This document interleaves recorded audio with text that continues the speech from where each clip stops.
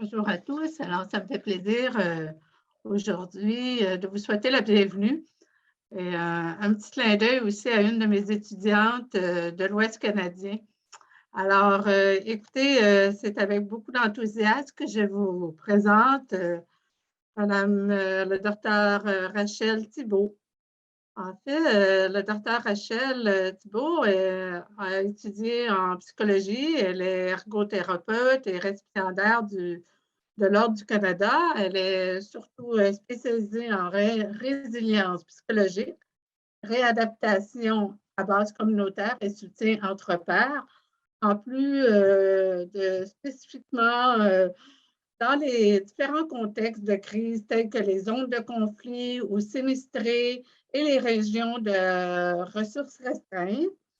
Alors, à la suite d'une carrière de clinicienne, de chercheur et de professeur, elle travaille maintenant comme consultante dans le domaine de la résilience psychologique auprès d'un vaste éventail d'organisations. Et c'est avec plaisir qu'elle a accepté de se joindre à notre équipe de recherche pour présenter ces différents webinaires. Alors aujourd'hui, la thématique, c'est surtout l'anxiété. Alors, sans plus tarder, je lui laisse la parole et puis merci infiniment de votre présence à toutes et à tous. Ben, merci beaucoup, Hélène. C'est un plaisir de me joindre à vous aujourd'hui. Et donc, sans plus tarder, je vais simplement présenter mon PowerPoint, le partager, pour qu'on puisse démarrer. Alors, comme il a été mentionné, aujourd'hui, on va parler d'anxiété et surtout de stratégies applicables immédiatement dans l'ici et maintenant. Avant de démarrer, je tenais justement à souligner que je suis ergothérapeute. Mes études supérieures se sont faites en psychologie et j'ai été professeure, comme plusieurs d'entre vous, à la Faculté des sciences de la santé de l'Université d'Ottawa pendant presque 3 décennies. Et dans mon rôle de professeur et chercheur, un de mes axes de recherche, c'était la résilience psychologique et je continue d'ailleurs sur ce même axe depuis que j'ai quitté l'université. Je voulais vous situer l'ensemble de la démarche aussi. Donc, quand on regarde les recherches, il n'y a pas de données spécifiques sur l'anxiété des professionnels et des apprenants en milieu minoritaire. Ça n'existe simplement pas. Par contre, ce qu'on retrouve, ce sont des données sur l'anxiété et l'apprentissage dans des contextes de vulnérabilité et d'instabilité. Et quand on regarde justement le contexte des apprenants, des professionnels en milieu minoritaire, les dynamiques auxquelles ils font face de façon assez généralisée, ce sont des dynamiques de vulnérabilité systémique et d'instabilité. Et donc, c'est là où je suis allée puiser les contenus pour la conférence d'aujourd'hui. Et ma stratégie, ça a été dans un premier temps de dire, de vous offrir des outils concrets, applicables dès maintenant pour pouvoir répondre justement à des besoins immédiats, parce que ce que je vois dans mon travail de consultante, c'est vraiment une anxiété qui est intense, qui est généralisée et qui va croissant. Donc, de tenter peut-être de la contenir le plus rapidement possible. Le 14 janvier, dans le deuxième volet, on va aborder des stratégies qui vont être un peu plus des stratégies de fond. Donc, aujourd'hui, on y va dans l'urgence. En janvier, on regardera des stratégies un peu plus de fond. Et le 29 janvier, on abordera des stratégies de nature plus systémique. Alors, aujourd'hui, avec nos stratégies que je qualifie un peu plus d'urgence, dans un premier temps, on va définir nos termes, parce que c'est important qu'on soit tous au même diapason et aussi pour bien comprendre le phénomène de résilience qui, évidemment, nous aide à contrôler l'anxiété.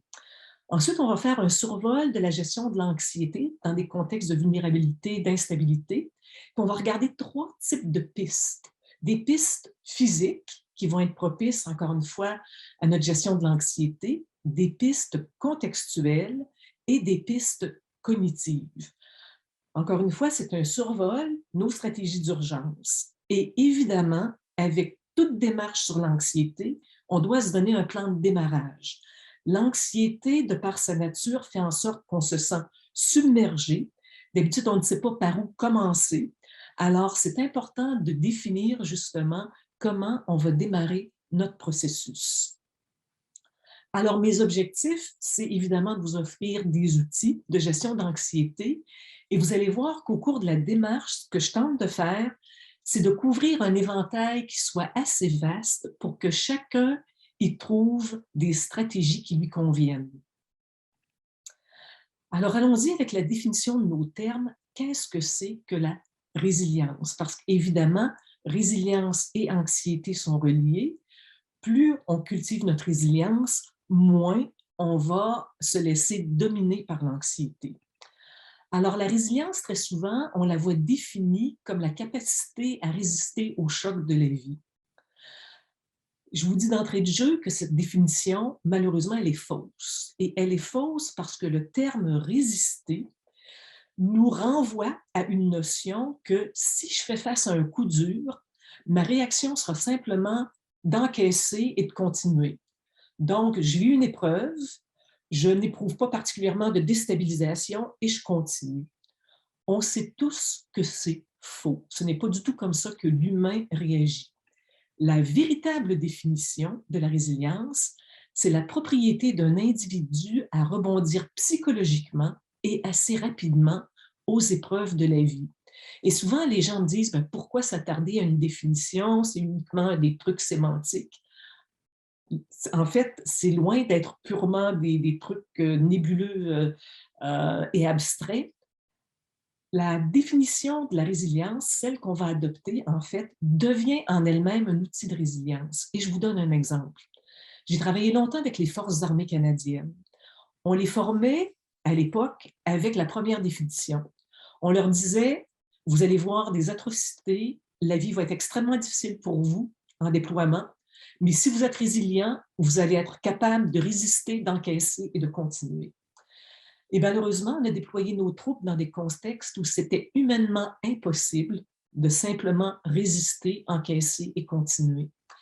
Et donc, lorsque nos militaires ont vécu la déstabilisation normale face à de très grandes épreuves, lorsqu'ils se sont sentis dérapés, ils ont tout de suite conclu qu'ils n'avaient aucune résilience et ils ont abandonné la partie et se sont effondrés dans des chocs post-traumatiques sévères. Alors qu'aujourd'hui, on leur dit, écoutez, la vie va être difficile, même vous allez en baver, mais sachez que la déstabilisation est normale, que la résilience n'a rien à voir avec être stable ou être déstabilisé. La résilience, c'est une question de rebond, car tous nous serons déstabilisés dans le courant de nos vies. Donc, si d'entrée de jeu, on accepte cette déstabilisation, paradoxalement, ça nous donne déjà une meilleure prise, une plus grande force intérieure. Donc, la définition importe et devient un outil. Deuxième distinction importante, deux grands types de résilience, résilience de survie, résilience de bien-être. Résilience de survie, c'est ce que je vois beaucoup depuis le début de la COVID. J'accompagne beaucoup de soignants, d'enseignants, des gens d'un peu tous les milieux.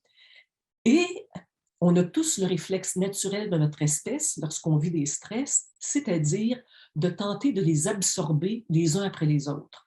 Donc, j'ai du stress au travail, je serre les dents, j'encaisse, j'essaie d'absorber. J'en ai à la maison, je regarde la COVID. Première vague, on encaisse. Deuxième vague, on encaisse. Troisième vague, on continue. Et finalement, on commence à craquer. Ça, c'est la résilience de survie. Encore une fois, notre réflexe spontané comme animal. On doit basculer vers une autre façon d'être résilient qu'on appelle la résilience de bien-être.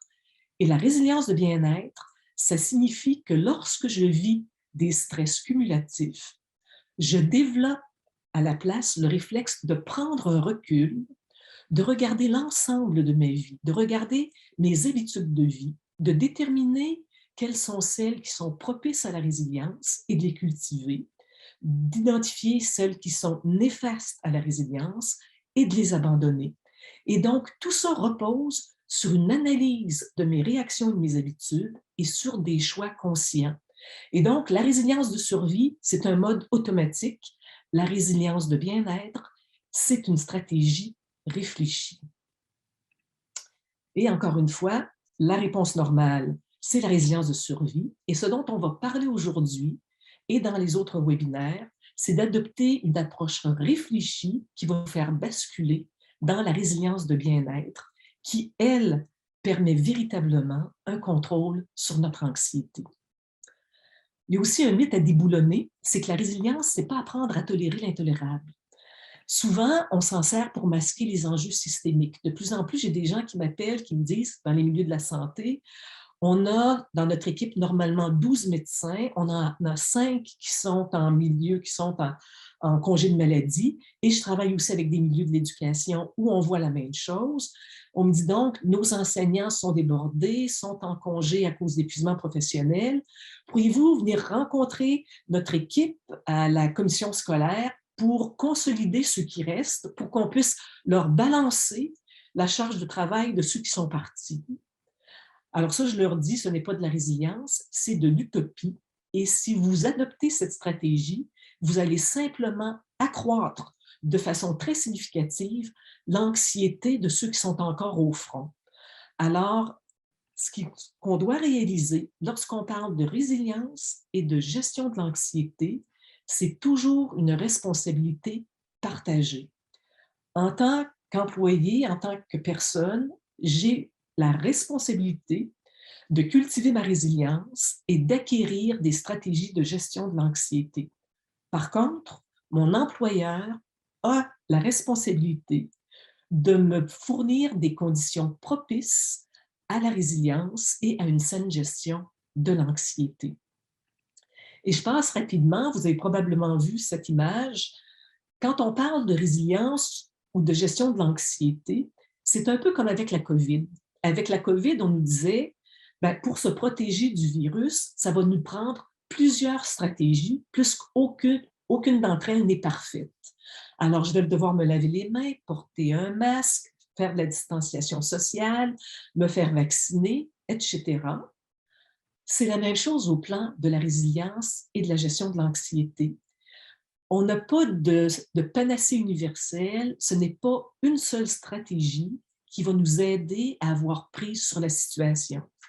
Pour contrôler mon anxiété, je vais devoir cumuler plusieurs stratégies de différentes natures, au plan physique, psychologique, au plan de certaines stratégies comme le protocole de bienveillance, des activités spécifiques qui vont m'aider, la régulation émotionnelle, les facteurs systémiques.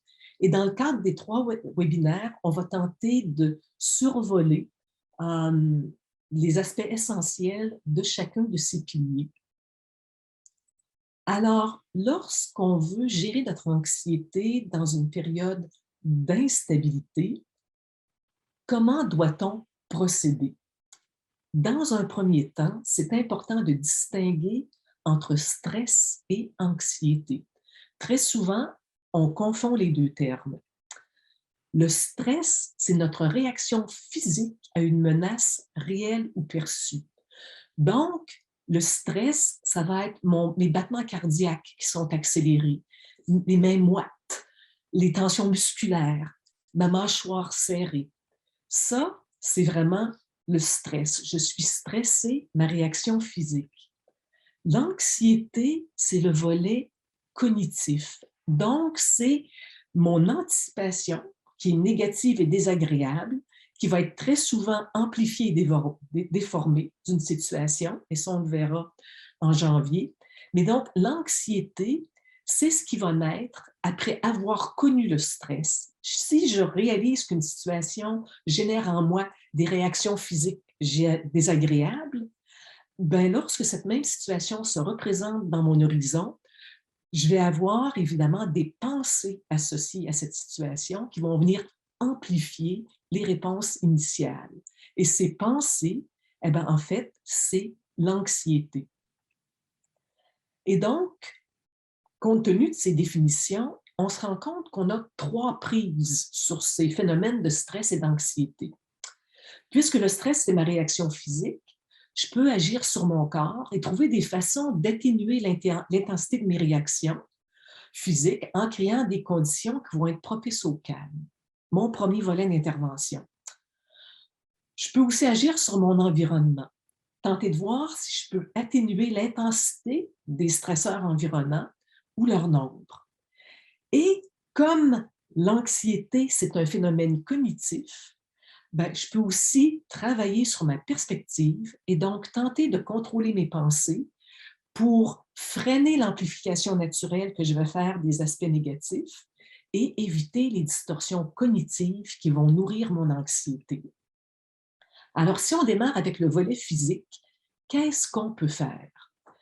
Alors, je vous ai mis 6 stratégies et je les ai choisies parce que ce sont les stratégies qu'on peut appliquer le plus rapidement possible et celles qui offrent les meilleurs résultats. Alors, allons-y tout de suite. La première condition pour bien gérer notre anxiété, celle qui dépasse et de loin toutes les autres, c'est la protection de notre sommeil. Et jusqu'à tout récemment, on comprenait mal l'importance du sommeil et pourquoi ça avait un impact aussi important sur notre gestion de l'anxiété. Et je n'ai pas le temps d'entrer dans les détails en neurosciences, mais je peux vous dire qu'en 2017, on a vu une découverte fracassante en neurosciences, la découverte d'un système qu'on a appelé le système glymphatique. Je vous résume tout ça vite fait. Depuis des temps immémoriaux, pratiquement, on connaissait bien un système qui s'appelle le système lymphatique. Le système lymphatique, c'est ma première défense face aux attaques aux pathogènes dans mon corps. Et ce système-là, évidemment, va me protéger les organes internes. Et on savait très bien que le système lymphatique est très actif dans le corps, mais on savait aussi que le système lymphatique pénètre très, très peu dans la boîte crânienne. Et donc, on se posait la question à savoir quel est le système qui a pour fonction de nettoyer et de protéger le cerveau.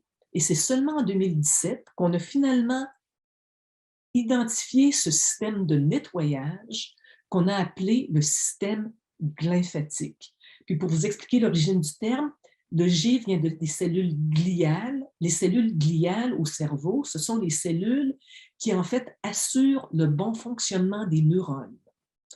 Alors, sans entrer dans tous les détails, ce qu'on a réalisé, c'est que pour avoir un cerveau en santé, et donc un cerveau qui va bien gérer l'anxiété, on doit activer régulièrement ce système de nettoyage, le système glymphatique. Alors, quelles sont nos meilleures stratégies pour activer le système? Dormir un minimum de 7h30 à 8h30. Et pour beaucoup, ça paraît énorme, mais ce qu'on sait très bien aujourd'hui, c'est qu'une nuit de sommeil normale est constituée de 5 cycles de 90 minutes chacun. Et si on ampute un cycle, donc si on opte pour des nuits plus courtes, en fait, on va vraiment mettre en péril le fonctionnement normal, notre cycle normal de sommeil et le fonctionnement du système glymphatique. Ce que la recherche nous indique depuis les dernières années, si on s'accorde moins de 6h30 de sommeil par nuit, on a un risque qui est 5 fois plus élevé de développer une démence.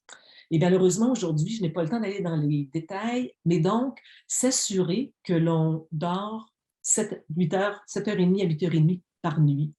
Maintenir la pièce sombre et fraîche, 17-18 degrés. Toujours se lever à la même heure. Le cycle de sommeil, même si on le perturbe de seulement 1 heure, va mettre plusieurs jours à se rétablir. Donc, si j'ai un horaire de semaine et un horaire de week-end, en fait, je me maintiens constamment dans une perturbation de mon cycle de sommeil. Alors, ce sont de mauvaises nouvelles, mais la meilleure stratégie, c'est de garder le même horaire, 7 jours semaine.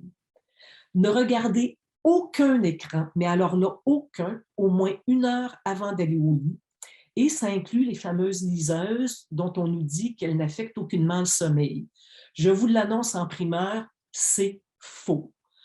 Toute source lumineuse à laquelle on s'expose peu avant le sommeil va inhiber la mélatonine, l'hormone qui nous permet de nous endormir et qui va permettre un sommeil profond qui permet le déclenchement du système lymphatique. Alors, si vous voulez lire avant de vous endormir, ayez recours au bon vieux livre, parce que le phénomène, en fait, et je vous l'explique vite fait, c'est qu'on doit s'exposer à de la lumière reflétée et non directe. Si j'ai un livre à l'ancienne, alors la lumière va se refléter sur la page et en se reflétant et en rebondissant vers mon visage, elle perd un ensemble de longueurs d'onde qui sont nocives pour le cerveau, pour le phénomène d'ensommeillement. Donc, 0 écran, 1 heure avant d'aller au lit. Et puisqu'on ne doit pas s'exposer à de la lumière, dans la mesure du possible, tamiser les lumières avant le coucher et surtout les fameuses lumières d'aile. Elles inhibent 50% plus de mélatonine que les ampoules régulières. On va limiter le café et l'alcool. Je vous dis vite fait que l'alcool perturbe profondément le sommeil s'il est consommé dans les 4 heures qui précèdent le sommeil. Et le café, il a une demi-vie de 7 heures. Une demi-vie de 7 heures, ça signifie que si je déguste un bon café à 15 heures, à 22 heures, j'ai toujours 50% de la caféine dans le sang. Alors, attention au café seulement en avant-midi. Il est important aussi de s'exposer à la lumière matinale parce que c'est la lumière matinale, en fait, qui régule tout le cycle de sommeil. Donc, même si vous ne sortez que 2 ou 3 minutes le matin, même si c'est couvert pour vous exposer à la lumière matinale, vous allez obtenir un cycle de sommeil beaucoup plus solide. Et si vous le pouvez, faire la sieste entre midi et 15 heures est vraiment une source d'énergie et une opportunité pour notre système lymphatique de s'activer aussi pendant la journée. Donc, ça, vite fait, c'était le sommeil. Ah, il y a une main de levée, oui. Oui, parce que Rachel, je regarde également le chat et donc il y a une question qui vous est adressée dans le chat sur justement quelle stratégie par rapport à cette question importante du sommeil pour les nouveaux enseignants qui n'ont pas d'autre choix que de veiller pour préparer leurs cours ou pour les jeunes parents. En fait, la stratégie qu'on recommande, c'est évidemment de tenter de faire tout ce que je viens de décrire, même si vous pouvez maintenir au minimum 7h30 de sommeil. Et ça peut paraître un peu farfelu, mais sans rire, si vous êtes capable d'intégrer une sieste, même au travail, d'environ 20 minutes sur l'heure du dîner, c'est vraiment une fontaine de jouvence qu'on a beaucoup négligée.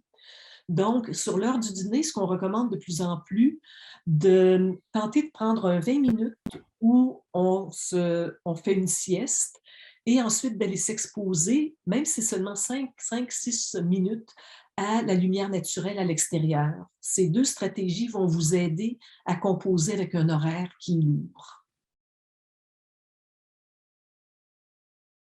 Puis malheureusement, on n'a pas mieux à offrir dans le moment. Si on regarde maintenant les données sur l'alimentation et l'anxiété, depuis le début de la pandémie, on a vu beaucoup de recherches sur justement l'impact de certains éléments nutritifs et l'anxiété, des données qui sont toutes nouvelles. Une qui a fait la manchette, la réduction de sucre. Encore une fois, je n'ai pas le temps d'aller dans les détails, je regarde le temps qui file. Le sucre rend notre cerveau beaucoup plus vulnérable à une forme d'inflammation chronique, légère mais chronique. Et cette inflammation légère et chronique, si on consomme trop de sucre, se traduit par une difficulté à gérer l'anxiété. Donc, dans un premier temps, on recommande de réduire très radicalement tous les sucres raffinés dans notre alimentation. Deuxième stratégie, consommer beaucoup plus d'oméga 3, des graines de chia, des amandes, tous les poissons gras, sardines, saumon, harengs, truites, etc. Parce qu'on a réalisé, encore une fois en 2020, que lorsqu'on consomme des oméga 3, notre corps va les capter en priorité pour consolider des réseaux neuronaux au cerveau qui sont responsables de la gestion de l'anxiété. Donc, plus je consomme d'oméga 3, plus je protège de façon très ciblée mes réseaux neuronaux associés à l'anxiété. Et troisième stratégie, consommer des aliments riches en tryptophane, parce que le tryptophane, c'est un acide aminé qu'on ne produit pas et qui est nécessaire à la construction de la sérotonine. C'est un précurseur et comme notre corps ne le produit pas, on doit aller le chercher à l'extérieur. Et la sérotonine, c'est le neurotransmetteur qui va nous permettre de bien gérer l'anxiété. Donc, si je fournis à mon corps tous les éléments nécessaires à la sécrétion de la sérotonine, je me mets dans une bien meilleure posture pour gérer mon anxiété. Donc, le riz complet, le viande des volailles, produits laitiers, etc. Beaucoup d'aliments contiennent du tryptophane et les recherches récentes indiquent qu'on devrait presque doubler les normes qu'on proposait autrefois. Au niveau de l'exercice, qu'est-ce qu'on recommande? On parle beaucoup d'exercice et anxiété. Encore une fois, en 2020, on a été capable d'établir le seuil minimum d'exercice qui va nous permettre, encore une fois, qui va nous faire générer assez de sérotonine pour nous permettre de gérer l'anxiété.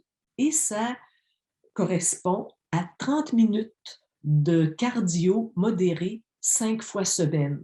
Évidemment, si on en fait plus, c'est encore mieux, mais 30 minutes de cardio modéré 5 fois semaine, c'est le minimum vital pour gérer l'anxiété.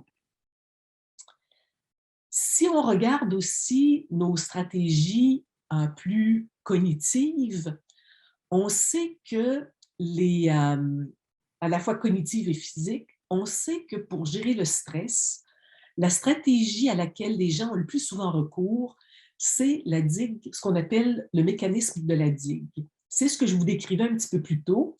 Alors, les stresseurs s'accumulent, j'ai plein de demandes qui déboulent dans le collimateur et je les balance derrière ma digue en espérant que la digue tienne le coup. Si c'est la stratégie qu'on utilise, tôt ou tard, la digue va céder.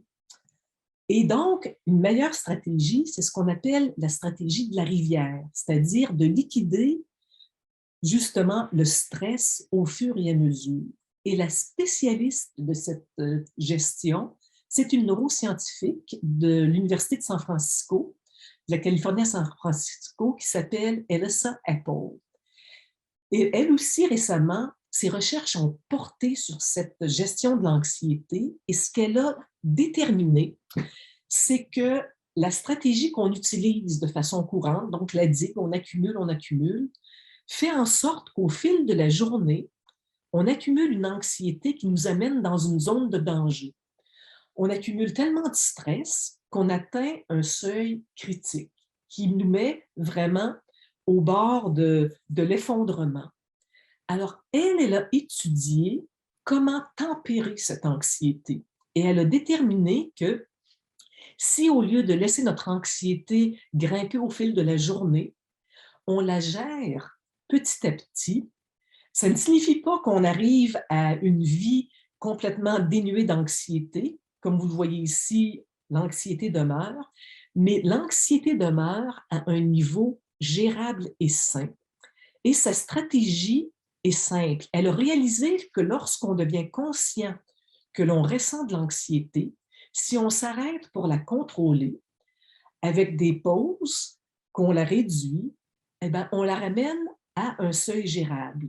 Et c'est évident que tôt ou tard dans la journée, d'autres stress vont se présenter, mon niveau d'anxiété va encore une fois augmenter, je le gère et je réduis cette anxiété. Et donc, au lieu d'avoir une montée en flèche, je me retrouve avec une courbe qui est somme toute à l'intérieur des paramètres d'une gestion saine. Et ce que Apple a déterminé, c'est que ces pauses, évidemment, vont aplanir ma courbe de l'anxiété, me permettre de liquider mes stresseurs au fur et à mesure. Elles sont très courtes, d'une durée de 30 secondes à quelques minutes.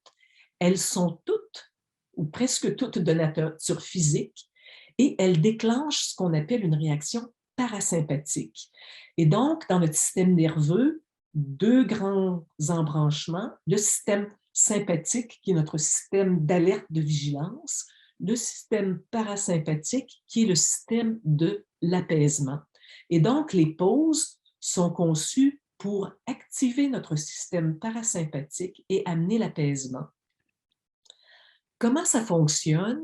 On doit se faire un inventaire sensoriel. Et je suis allée puiser, évidemment, à Apple, à John Kabat-Zinn, à Richard Davidson pour créer cet inventaire. 5 stratégies qui ont trait à nos sens. On va regarder le souffle et les étirements. Comment ça fonctionne? On se pose la question, quelles sont les odeurs qui nous détendent le plus? Pour moi, ça va être l'odeur de géranium ou l'odeur de lavande. Le toucher, quels sont les touchers qui m'apaisent? Pour moi, ça va être un châle en laine mérino. Lorsque je vis un stress, je vais m'entourer dans ce châle et ça m'apaise. L'ouïe, ça va être la première gymnopédie de Satie ou des chants d'oiseaux ou des bruits d'eau. Chacun conçoit son inventaire sensoriel.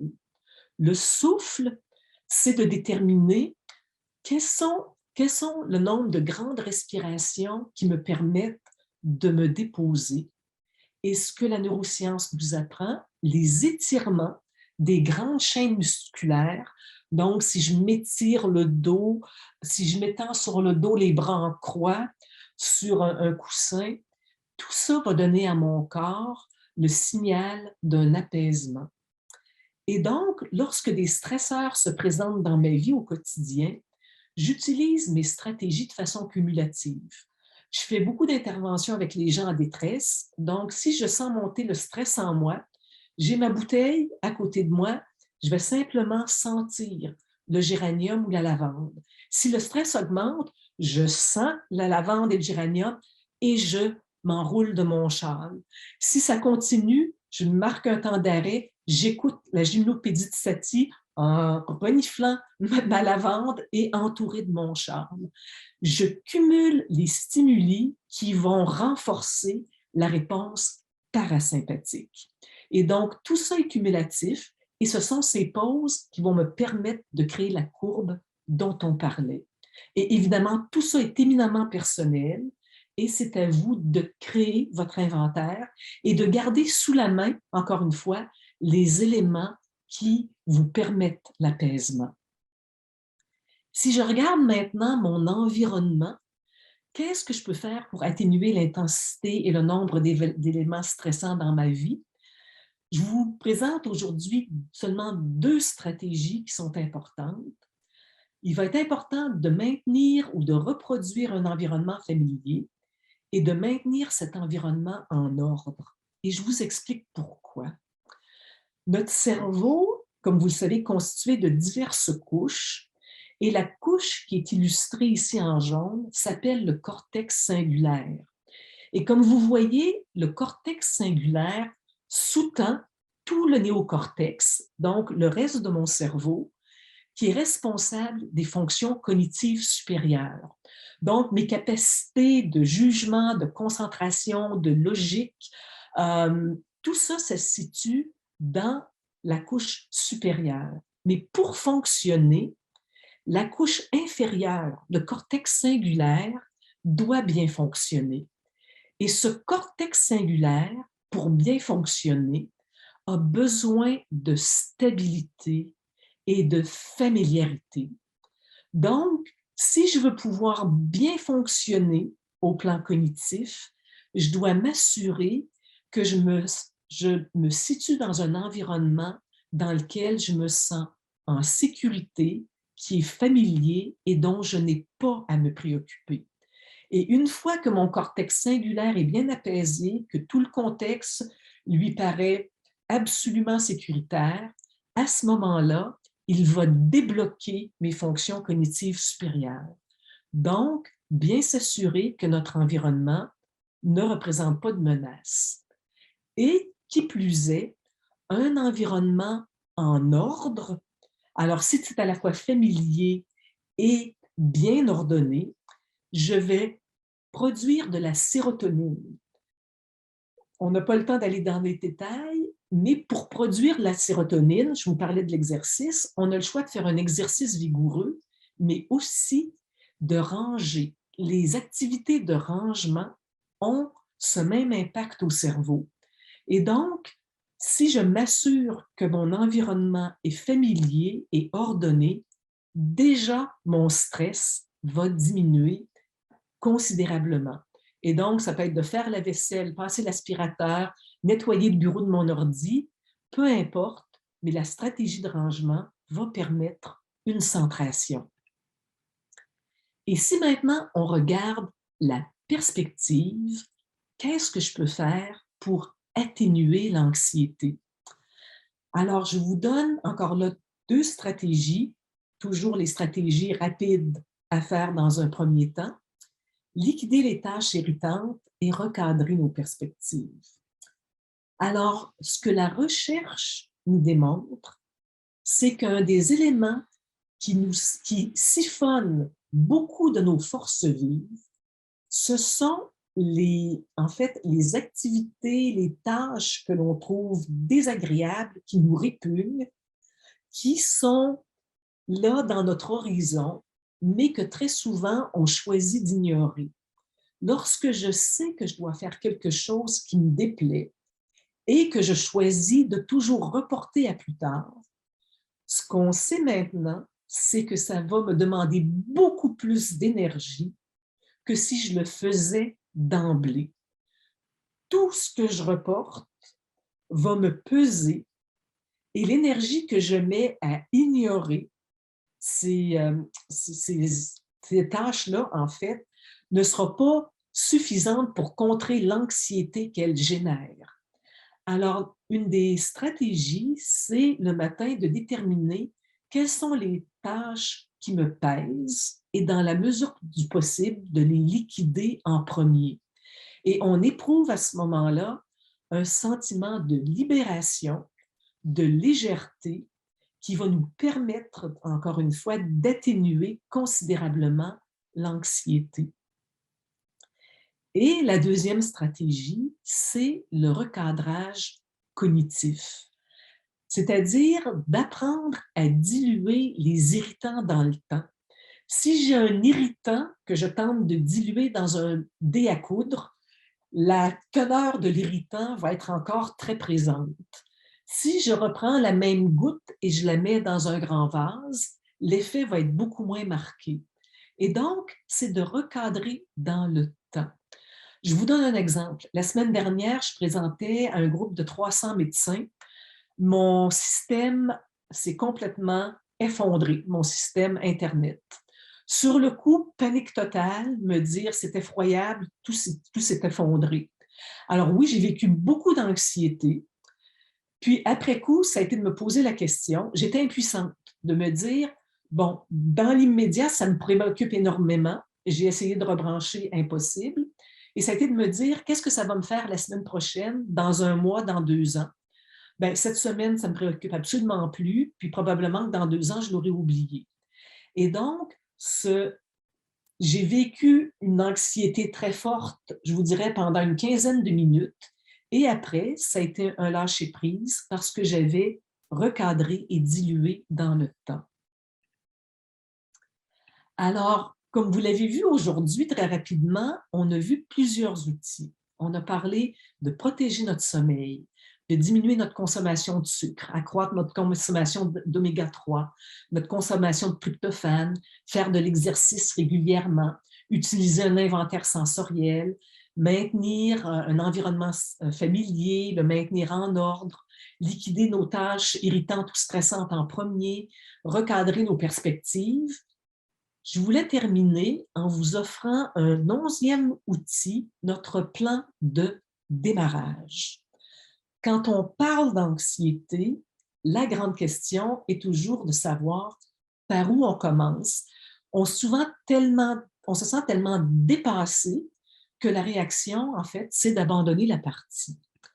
Alors, je vous partage des recherches récentes sur les résolutions. On sait aujourd'hui qu'on les abandonne, nos belles résolutions du début d'année, parce que très souvent, elles sont trop vastes, trop vagues. Si je vous donne un exemple, je vous dis, moi, j'aimerais être mieux organisée parce que ça va diminuer mon anxiété. Si je formule les choses ainsi, c'est tellement vaste et vague que mon cerveau va être constamment sollicité. Ce sont les centres de prise de décision qui sont constamment en alerte. Alors, mon cerveau se demande, est-ce que Rachel va être mieux organisée dans son travail, dans ses tâches à la maison, dans sa comptabilité? Et donc, mon cerveau n'a jamais de trêve. Et c'est ce qui fait qu'assez rapidement, le cerveau s'épuise et laisse tomber. On a réalisé que la voie vers le changement passe par les micro-résolutions. La micro-résolution, c'est une résolution qui est tellement petite que très rapidement, elle va passer des centres de prise de décision aux centres réflexes dans mon cerveau.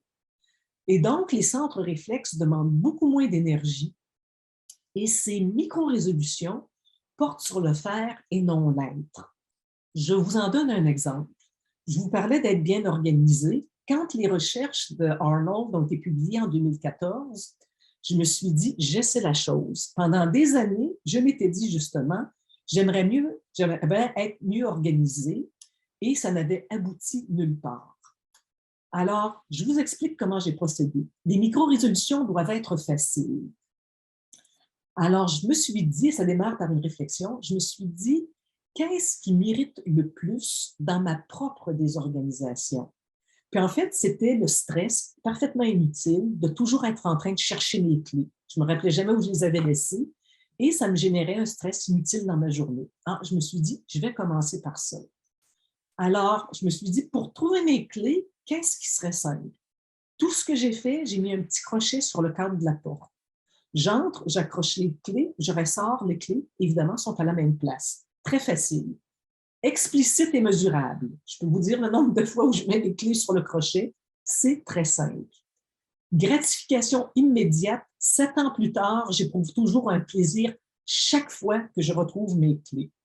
C'est personnel.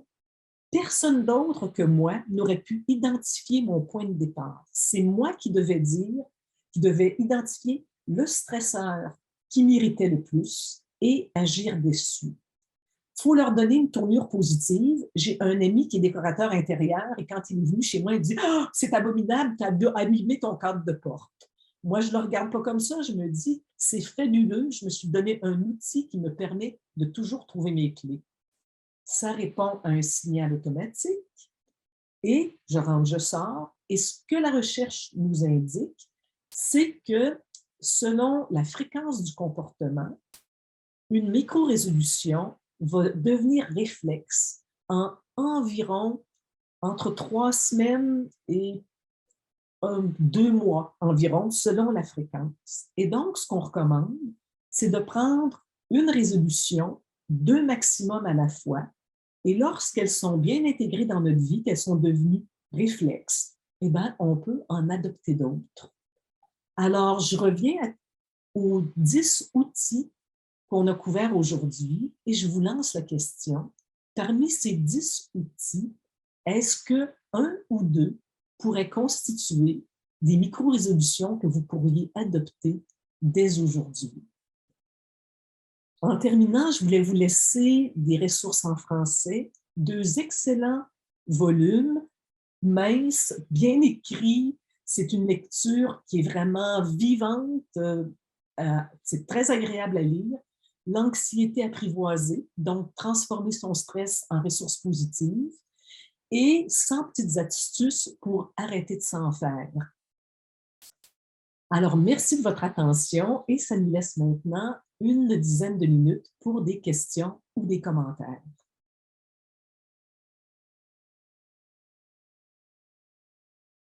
Alors, merci infiniment, Rachel, pour cette excellente présentation. Je pense qu'on repart avec des outils qu'on va pouvoir appliquer ici et maintenant. Alors, c'est fort apprécié. Alors, je suis persuadée qu'on aura des gens qui ont des rétroactions ou des questions. Alors, je vous inviterai à les inscrire dans le chat ou tout simplement à lever votre main. Oui, Olivier, quelle est votre question? Pas question, juste appuyer ce que Rachel a dit. Je pense que j'avais le même problème qu'elle avec le clé. C'est chaque fois que je veux sortir, où est-ce que je l'ai déposé, ça me passe 5 minutes, ça me fait sortir à la maison un peu nerveux. Mais après, je me suis dit, pourquoi pas, je vais m'organiser à le mettre quelque part où je ne veux plus oublier. Et je pense que ça a aidé. Je le fais sans avoir ces informations, mais je suis très content que je sache qu'il y a une méthode qui nous donne un peu plus de connaissances et de procédures pour faire face à ça. Je suis vraiment content de participer à cette session. Merci. Merci. Merci du commentaire. Puis je tiens à rajouter que le phénomène, c'est un phénomène cumulatif. Donc, j'ai commencé avec mes clés, mais ensuite, ça a été de faire du ménage dans ma cuisine, dans ma comptabilité. Puis, je vous partage simplement un commentaire de ma comptable qui est absolument estomaquée de voir les progrès que j'ai faits. Mais c'est uniquement par micro-résolution. Donc, mon armoire à épices est impeccable, ma comptabilité est impeccable et tout ça s'est fait petit à petit, en douceur, une micro-résolution à la fois. Et c'est ça qui est important, c'est ça qui nous permet de nous mettre en mouvement. On construit sur de petits succès. Merci bien, Rachel. Alors, je vois une rétroaction dans le chat de Janelle. Merci, vraiment intéressant. J'ai hâte de partager l'enregistrement à mes collègues. Alors, je vois également que Dominique a la main levée. Alors, je t'invite à... Oui, je vais en fait essayer d'appliquer, Rachel, les différents outils. Par rapport, on parle souvent de la mobilité internationale, qui est bien sûr une possibilité pour nos étudiants de découvrir une autre culture, d'être déstabilisés et ensuite justement de rebondir, comme vous l'avez mentionné. Même chose pour des jeunes enseignants qui peut-être viennent d'une autre culture, qui arrivent dans un système éducatif différent de celui dans lequel ils ont été formés. Et donc, en prenant les 3 étapes que vous aviez identifiées au départ, je me demande, est-ce que ça serait la partie perspective, c'est-à-dire de projeter avant la mobilité, quelle que soit la raison de la mobilité, qui permettrait aux étudiants ou aux enseignants d'appréhender en fait les différents scénarios. Comment les préparer? Parce qu'on encourage que ce soit nos étudiants au cycle supérieur, que ce soit ces enseignants qui arrivent de l'extérieur. Et on sait qu'il y a un degré d'anxiété très important parce qu'ils sont confrontés à un milieu totalement différent. Donc, les objets familiers, tout ce que vous disiez, c'était très fort intéressant. Ben, en fait, pendant des années, j'ai été responsable de faire la préparation des étudiants en sciences de la santé qui étaient mobilisés internationalement et d'accueillir aussi à l'Université d'Ottawa les étudiants étrangers. Donc, j'ai fait beaucoup d'interventions interculturelles et il y a certains outils qui sont absolument fabuleux, entre autres les travaux de Chavez, que je pourrais vous partager. C'est une approche en 7 étapes, 7 ou 9, j'oublie maintenant, mais qui nous permettent à la fois de mettre en lumière les différences entre les cultures, mais ensuite de vraiment s'arrêter aux aspects qui sont semblables et à jeter des ponts. En quelque sorte, la démarche, c'est de voir qu'est-ce qui est différent pour s'assurer qu'on ne fait pas de faux pas, qu'on respecte la culture dans laquelle on entre, mais en même temps d'aller toucher aux aspects humains qui sont universels. Et donc, l'approche de Chavez, qui est une approche qu'on appelle d'humilité culturelle, nous permet d'appréhender les 2 types d'enjeux. Et une fois justement qu'on a fait le processus, ce qu'on a remarqué, c'est que les étudiants vivaient beaucoup moins d'anxiété lors des transitions, tant les étudiants qui allaient à l'étranger que les étudiants étrangers qui arrivaient ici. Merci, Rachel, pour cette référence qui va être sûrement bien appréciée. Je vois également une autre excellente rétroaction, absolument fabuleuse. J'ai beaucoup appris. Je vais commencer par le sommeil. Pas d'ordi avant de me coucher. Je boirai du lait chaud. Alors, cette rétroaction, elle est de Arlène. Ça me fait plaisir de voir que c'est une micro-résolution qui résonne pour vous, parce qu'en fait, c'est une des plus importantes. Oui, effectivement. Oui. Oui, je vois. Non, ça va? Est-ce qu'il y a d'autres rétroactions ou questions? N'hésitez pas, il faut en profiter. Oui, je vois que Madame Olive Mama a également échangé. Je ne la voyais pas à mon écran, alors allez. Est-ce que, en fait, Olive Mama, est-ce que vous pourriez échanger sur comment quelles ont été vos micro-résolutions lorsque vous êtes arrivé en Ontario? Comment avez-vous géré l'anxiété?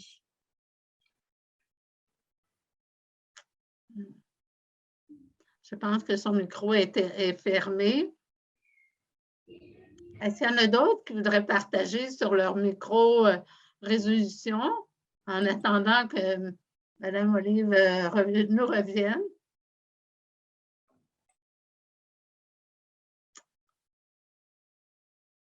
Bien, si je peux me le permettre, moi, je dirais, entre autres, également protéger le sommeil.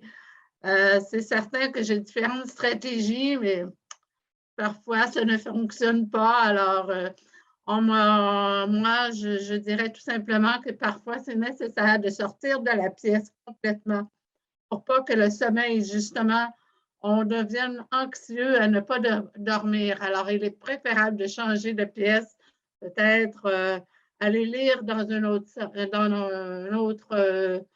chambre ou dans une autre pièce. Et puis ensuite, quand on sent le sommeil nous attraper un petit peu, c'est de retourner dans la chambre. Ça peut être aussi allumer tout simplement la radio aussi. C'est sûr qu'il faut faire un choix. Je n'irai pas nécessairement avec de la musique populaire rock, mais plutôt une musique relaxante ou le classique tout simplement. Alors, à chacun nos stratégies, mais je pense que ça vaut la peine d'expérimenter et de voir ce qui fonctionne. Et lorsque ça fonctionne, c'est de bien l'enregistrer. Il y aurait aussi une autre stratégie que je peux vous partager. Souvent, les fins de semaine, je ne sais pas, il y a peut-être des gens qui sont seuls ici. On s'ennuie, on sait que, bon, c'est le temps où les gens, surtout dans le temps des fêtes, c'est les retrouvailles familiales et ce n'est pas toujours le cas. Alors, malheureusement, je ne l'ai pas sous la main, mais je vais vous donner un exemple. C'est un autre livre que j'utilise. Alors, j'ai un petit livre avec différentes images. Et puis, je me dresse des choses au cours de la semaine, ce que j'aimerais faire durant la fin de semaine, comme des mini-projets. Alors, on pourrait faire comme mini-résolution, mais aussi des mini-projets. Et puis, mon dos, c'est satisfaisant. Ça peut être aussi bien faire une recette de Noël ou appeler une amie. Et c'est des petites choses alors, qui peuvent meubler votre temps. Et puis, bon, vous retrouvez la fin de semaine le dimanche soir et puis vous voyez que finalement, vous avez passé une belle fin de semaine, même si vous n'avez pas vu de gens. Je dirais également une autre proposition aussi importante, d'avoir un horaire régulier par rapport au sport. Moi, je sais bien, je nage le dimanche après-midi. C'est déjà à l'horaire. Il faut dire que nous, au Manitoba, il faut réserver. Je pense que c'est un peu partout la même. Alors, le dimanche après-midi, de 1h à 3h, c'est sacré, c'est mon temps de piscine. J'ai des temps, autres temps aussi durant la semaine, qui sont modulés selon mes rencontres. Mais au moins, celui-là, c'est sérieux parce que ça donne le ton au début de la semaine. Alors, dépendamment, moi, je dis la natation, mais ça peut être une autre activité sportive où ça soit marqué dans le temps. Comme votre réveil, c'est important de libérer les choses qui stressent. Mais moi, je sais bien, c'est sacré. Il y a une séquence, il y a une routine. C'est ma Golden qui est avec nous. Alors, elle le sait très bien, après nos déjeuners, on part, on va marcher, beau temps, mauvais temps, peu importe l'heure que je me lève. Alors, des petites stratégies que je vous laisse. Il y en a peut-être d'autres qui voudraient partager également leurs stratégies. Là, je n'ai pas tous les mains, par exemple, je ne vois pas toutes. Ah oui, alors Isabelle, maintenant, je t'invite. Oui, une stratégie que moi j'utilise, c'est que quand mon sommeil est brisé au milieu de la nuit, souvent on commence à avoir des pensées, des choses qu'il faut faire. Et puis moi, souvent, c'est comme j'ai l'impression, je dis, ah, je ne le fais pas tout de suite, je vais l'oublier. Alors, ce que j'ai commencé à faire, c'est d'avoir un petit journal à côté euh, de mon lit. Puis ensuite, aussitôt que mes pensées commencent à débouler un peu comme ça, je prends mon journal, je l'écris, et puis là, j'ai l'impression que je suis plus en paix. Je dirais comme, OK, je ne l'oublierai pas, ou bien, alors ça m'aide à comme calmer mon système, et puis ensuite de pouvoir être capable de relaxer, puis de bien, de pouvoir me rendormir par la suite. Alors voilà. Je vais simplement commenter là-dessus. C'est une stratégie. Souvent, on fait l'analogie, on dit avant d'aller au lit, on va avoir le vide-poche. Donc, et on parle aussi du vide-pensée. Donc, c'est un peu la même stratégie. Si j'ai une pensée qui m'habite, je la vide dans mon vide-pensée pour me libérer et retourner vers le sommeil. Donc, c'est une excellente stratégie. Oui. Merci, Isabelle. Oui, Dominique, maintenant. Oui, je remercie Isabelle parce que je pense que pour des enseignants ou des nouveaux enseignants qui se réveillent la nuit pensant à leur classe, de pouvoir noter toutes les idées qui viennent pendant le sommeil, ça va les apaiser quand ils vont en fait se réveiller et aller vers leur classe parce que donc ils auront déjà noté tous les bonnes idées qui se sont présentées pendant la nuit. Et ils pourront donc, d'une certaine manière, les expérimenter durant leur salle de classe. Donc, merci Isabelle. Je pense que c'est traductible et transférable assez rapidement aux enseignants également. Merci. Une autre stratégie toute simple aussi, c'est la respiration à 5 doigts. C'est ça, de la pleine conscience. C'est tellement simple. Hein? On inspire, on expire, on inspire, on expire. Et puis, c'est des petites choses tellement simples, mais durant qu'on fait ce mouvement-là, je pense qu'on est concentré sur le mouvement et en même temps notre respiration. Alors, je pense que, en tout cas, personnellement, ça, c'est une autre technique, là. Et ça, on peut faire ça, c'est accessible partout, cette technique-là. Ça peut être en marchant, ça peut être la nuit. C'est des petites choses où la respiration, il y a des stratégies, mais je trouve que aussi il y a la dimension du toucher. Hein? Ça touche un peu une des composantes au niveau de l'inventaire sensoriel sagement présenté par Dr. Rachel. Puis, si on regarde les données en neurosciences pour la respiration, celle qu'on recommande le plus souvent pour déclencher une réaction parasympathique, c'est ce qu'on appelle la respiration en boîte. Ça veut dire, j'inspire en comptant jusqu'à 4, je retiens mon souffle en comptant jusqu'à 4, j'expire en comptant jusqu'à 6 et je retiens mon souffle en comptant jusqu'à 3 ou 4. Donc, vous voyez qu'on expire beaucoup plus longtemps qu'on inspire. Et ça, c'est parce que lorsque je me vide les poumons autant que je le peux, le diaphragme va s'affaisser et ça me force à reprendre une plus grande respiration qui, elle, va déclencher une réaction parasympathique. Donc, puis on recommande de la faire à peu près 4 ou 5 fois pour, encore une fois, revenir à une forme de centration. Merci.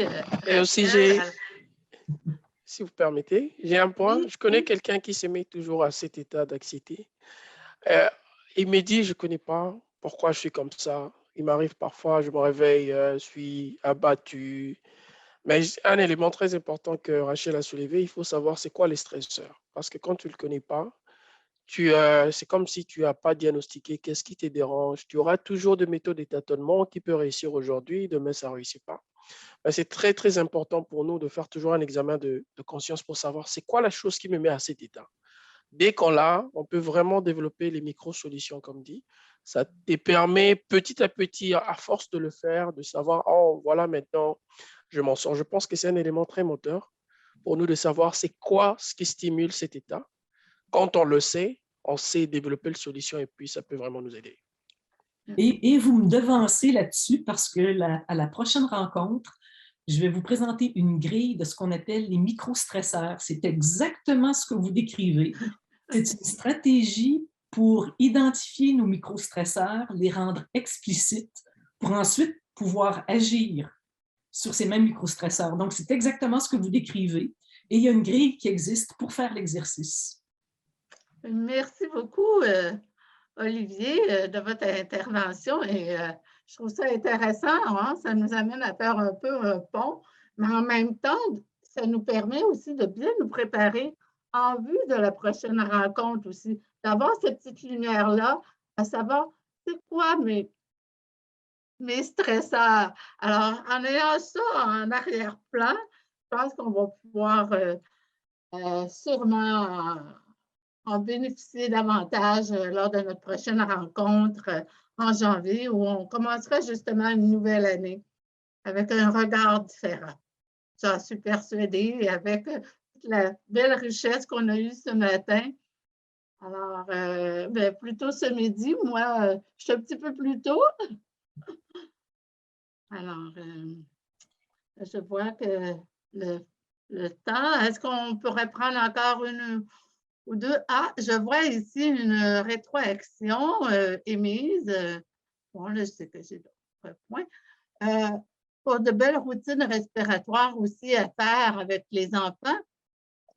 On parle de Cohérence Kid. C'est un livre à consulter. Ben, merci pour la référence, Amélie. Alors, Cohérence Kid. Alors, c'est bien noté. On a tous accès de toute façon au partage au chat. Alors, oui, je pense que c'est toujours apprécié. Donc, moi, je vais me permettre, on va clore la séance de ce soir, de la première visioconférence. Merci d'avoir déjà mentionné la deuxième et la troisième. Donc, on espère vous retrouver en janvier. J'aimerais aussi donc mentionner que le webinaire de ce soir est enregistré et sera donc converti en un webinaire qui sera accessible sur le site de Camrys, une initiative propulsée par des chercheurs du campus London de l'Université York. Je vous ai mis l'adresse du site Camrys dans le chat. Donc, merci beaucoup Rachel. On a hâte d'entendre la prochaine étape.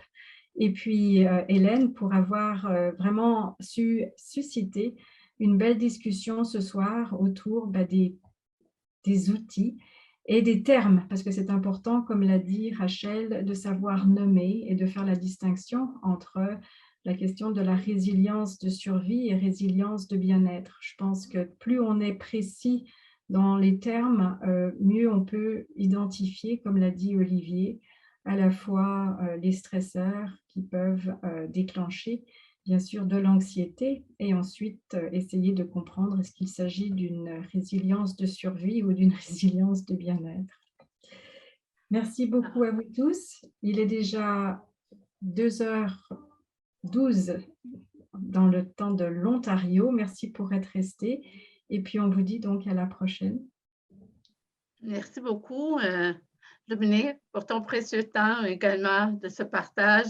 C'est en fait, il faut reconnaître que c'est Dominique qui est la chercheure principale de ce beau projet, qui est venu cogner à nos portes. Et puis, on n'a pas pu résister. Et puis, c'est comme ça, de fil en aiguille, qu'on a approché Dr. Rachel Thibault pour se joindre. Et merci aussi à Annette pour son premier temps à tout gérer, là, la dimension technique.